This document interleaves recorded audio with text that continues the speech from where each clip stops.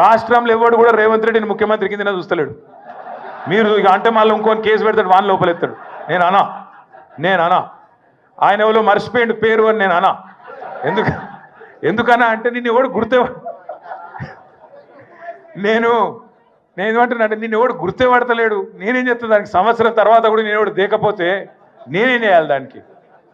ఇప్పుడు పెద్దలు ఎప్పుడో చెప్పారు, అందుకే కనకపు సింహాసనంలో శునకాన్ని కూర్చోబెడితే దానికి ఆ బుద్ధి రాదు. అందుకే భయపడేది లేదు, బాధపడేది లేదు.